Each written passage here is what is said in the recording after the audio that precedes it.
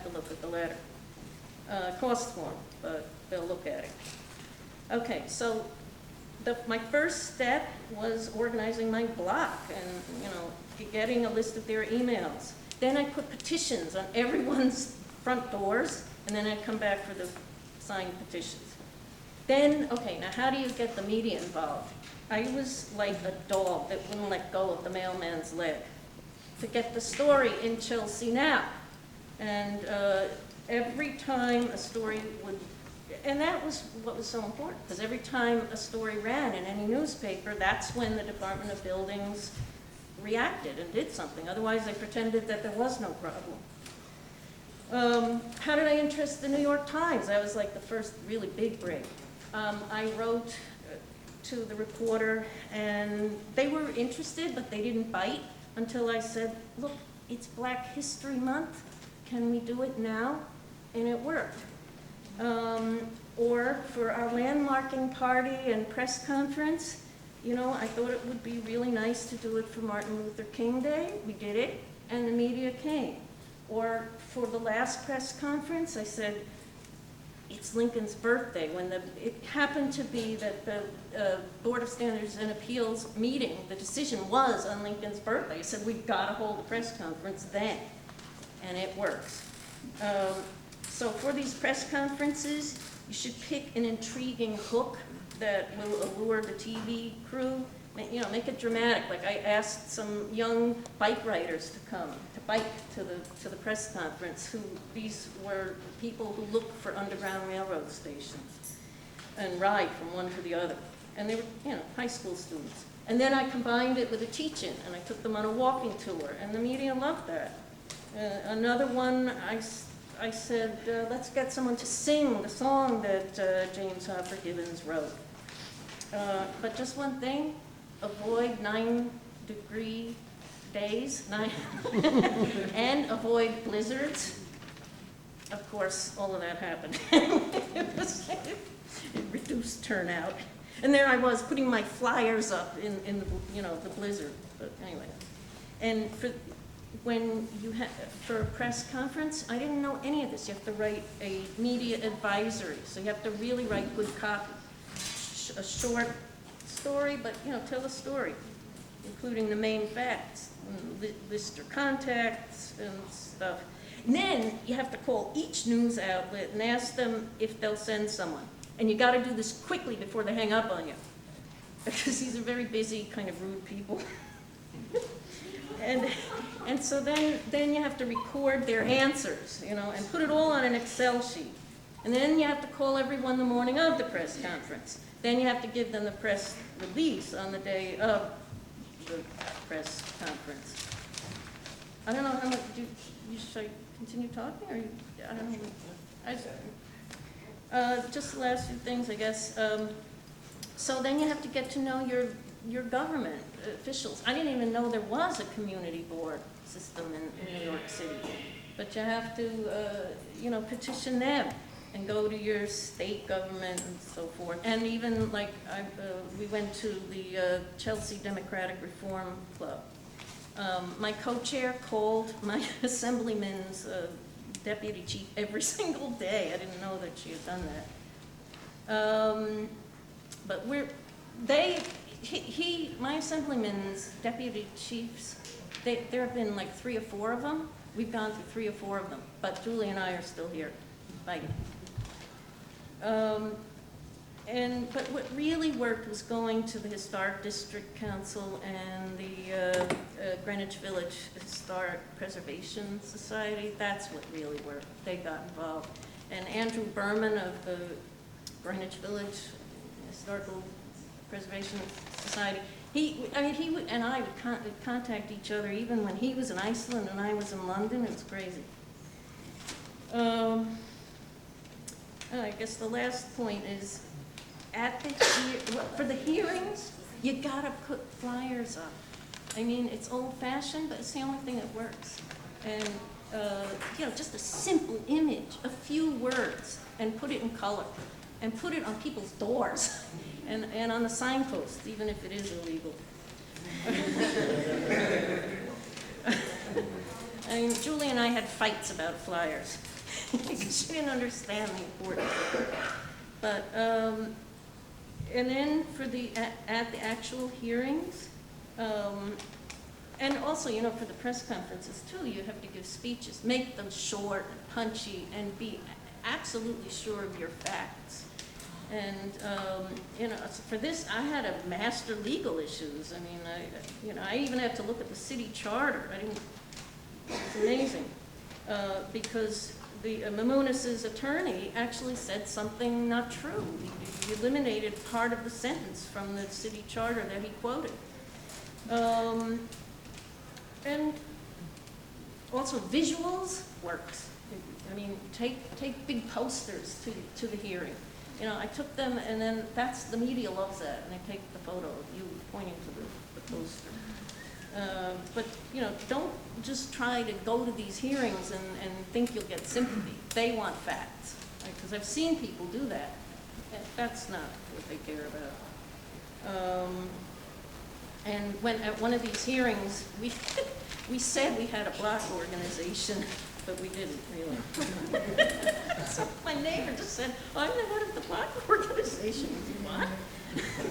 So, and then fundraising. You got to do fundraising, and I didn't know this. Julie knew this. That you have to hold a party, because that gets people, you know, more involved than just an email list or something. And you have to get sponsors, and at our party we did a silent auction. Now we're going to have to do another one because the guy is going to appeal, and I'm in sticker shock. But we had the meeting with with our assemblyman and our attorney the other day, and he said he's going to charge $10,000. So set up a nonprofit charitable organization, or piggyback onto one like I did. We piggybacked onto the Historic Districts Council, and that's how people can pay to, you know, to support, you know, to pay for the attorney. And another thing that I did is I just made one large tax deductible, well, not very large, but, you know, a tax deductible contribution to the Historic Districts Council. Instead of, you know, donating to UNICEF or whoever else I usually do, the little checks, I just did one big one for them. The epilogue. Okay, the epilogue. We met with the assemblyman, and this was kind of depressing. I just told you how much it's going to cost. But, and the election is going to complicate things, because now we have to wait for new appointments, you know, like the Landmarks Preservation Commissioner and things like that. But one bit of good news is that now the judge at our court hearing decided that Julie and I have standing. So we now hopefully will be able to be in on the meetings with the Landmarks Preservation Commission. Because before that, they wouldn't let us come to the meetings. They let Mamounas and Mitzner, his attorney, go, but they wouldn't even meet with our assemblyman. That's nonsense. That has to stop. So my last thing was the little blurb that I got in New York Magazine for the two other underground railroad stations that Julie found them, and I like verified that, you know, they don't exist. Now one's a condo and one's a park. So that's pretty much it. It's been an amazing journey. Thank you so much for coming.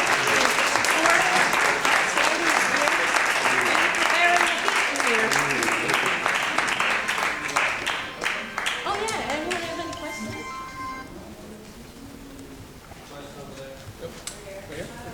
Thank you. We're actually going to the building on Halloween. We were wondering when. You were wondering what? If you want to come. We're going to the building on Halloween. Oh, sure. But I don't have to teach. I'm not sure. Do I teach on? I teach at night. I'm not sure.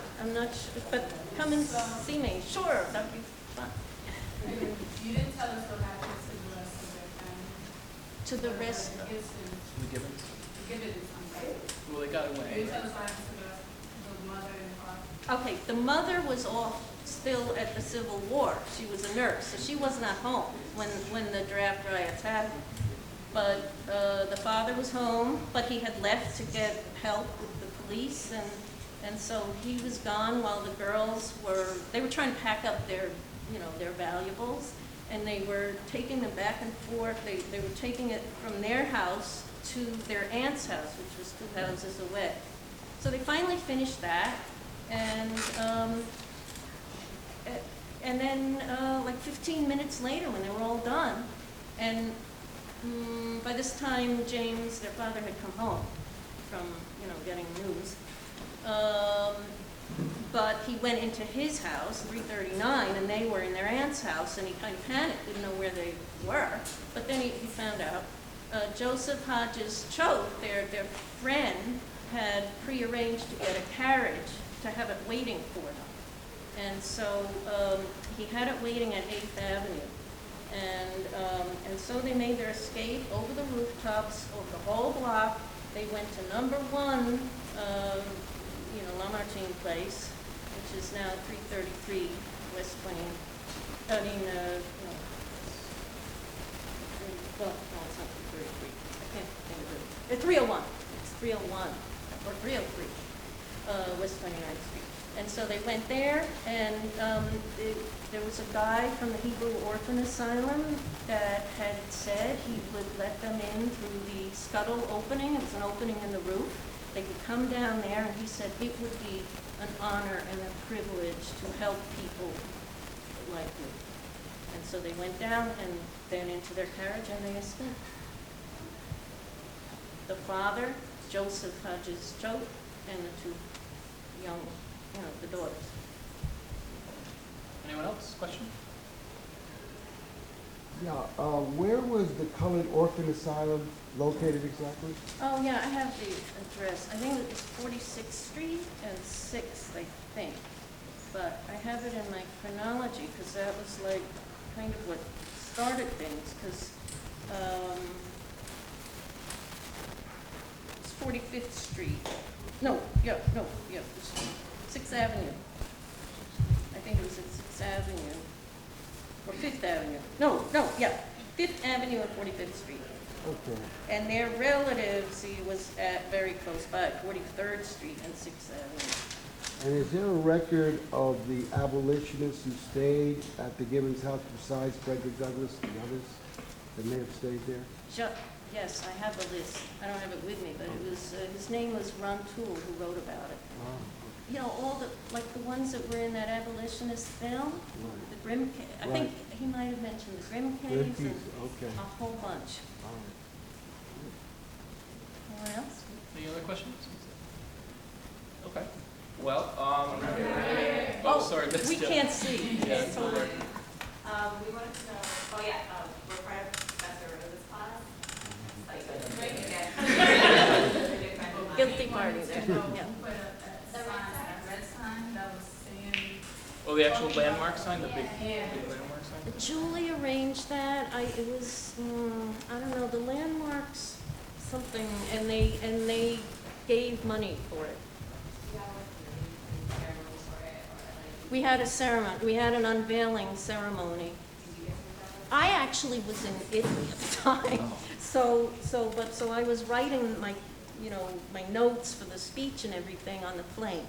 She was getting the thing, the cloth to unveil the sign and stuff like that. And we had a party. Good food, yeah. Is that it? Anyone else? Well, I just wanted to plug real quick, if you want to see more web TV content, the easiest way to get to the page is on the main page, just click on My LaGuardia and then Students, and you'll see it on the bottom left, or just look up web TV on the LaGuardia site. Just wanted to thank Just one thing, though, before, we're going to rerun the film because some people couldn't come here until later, so we will rerun it. But the people that have already seen it, you can. Tom, some people are interested in taking some editing courses here. Can you explain to them what they have to do and edit? Oh yeah, for editing, video production 1 is a class we offer at HUC 240, and you basically will learn how to cut on Premiere Pro. You learn how to use new DSLR cameras, which a lot of people are using in the industry now. You learn lighting. By the time you come out of that class, you know how to make films. It's a great class. So I have flyers. If anyone is interested, just come up to me and I'll hand out some flyers. It's only Final Cut Pro, you don't have Adobe Premiere as well? Well, we're using Premiere. Sorry, we're using Premiere Pro. Yeah, we just moved over actually to Premiere Pro. So that's mostly what we're using. Works really well with After Effects and Photoshop. The lab is really cool too. It's right over there, M121. If you guys are interested, check it out. Is that about it? Okay. All right, thanks. Thanks very much.